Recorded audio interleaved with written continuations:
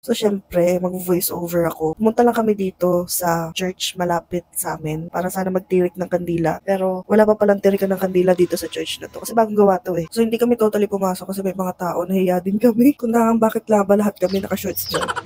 Kinakausap ako. Bawal. Magagayad sa akin yung amo nyo. Pakuwalan ko daw sila.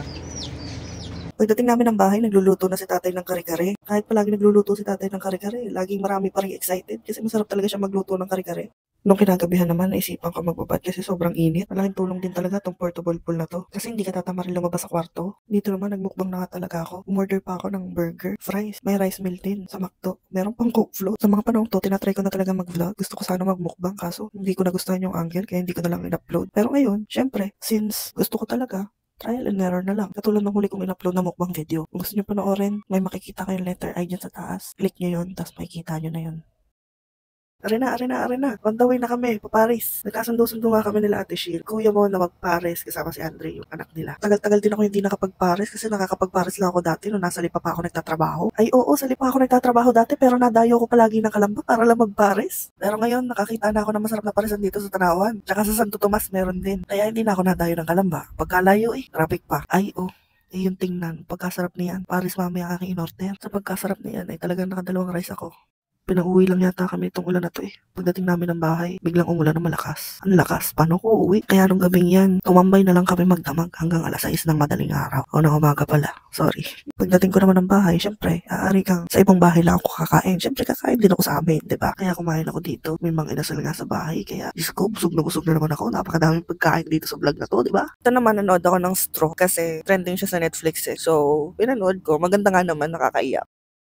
So, kakatapos ko lang maligo, papakita ko lang sa inyo yung sabon na ginagamit ko ngayon. Ginagamit ko ngayon na sabon is ito. Nagtatry kasi ako magpaputi. Itong Kojic Papaya, Honey Oatmeal, Duo Face and Body. Ayan. Ganito siya kalaki guys. And dito, sa loob, makikita nyo yung expiration date. So, expiration date naman ito is sa 2028 pa. So, hindi naman ako namang problema about doon. And, isang bar pa lang yung nagagamit ko and ang ginagawa ko is ito, ganyan. Hinahati-hati ko siya ng ganyang kaninipis na nakaka-produce naman ako ng 10 pieces na ganong kaninipis. So, ayun. Meron yan talagang kasama yung kapag ilalagay nyo sila sa mesh. Ito, papakita ko sa inyo yung mesh. Ilalagay nyo sa loob nito. Tapos, hindi ko alam kung stardust ba yun or something. Basta, ayun. Tapos, sinahalo sa kanya. And, anong nangyari kasi, habang na-order ako, hindi ko nabasa.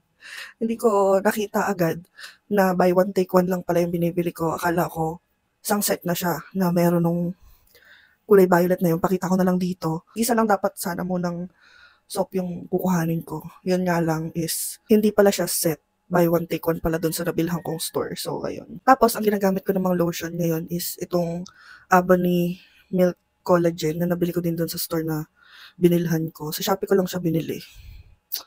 Ayan. Yung plus collagen yung kinuha ko, which is yung kulay pink. Kasi maraming variant, maraming kulay yung ganito. Iba't iba siya ng ingredients. So, ayun. First time ko lang guys na gumamit ng ganitong sabon.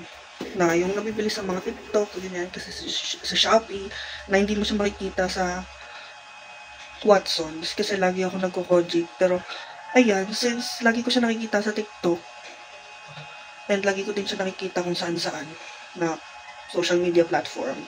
E di, kumuha na ako. Tatry lang naman. Tsaka sabon lang naman, di naman siya ini-intake na yung iinumin mo.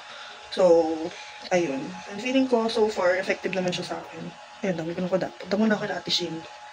At ito na nga, nandito na naman ako sa extension ng bahay namin. Sa mga hindi nakakaalam, meron sila Ate Shin coffee shop. Pangalan niya Snacksy dito sa Santor. Masarap yung mga binibenta niya and super affordable. Ito yung hotdog sandwich overload nila. And ito naman yung kanilang chocolate shake.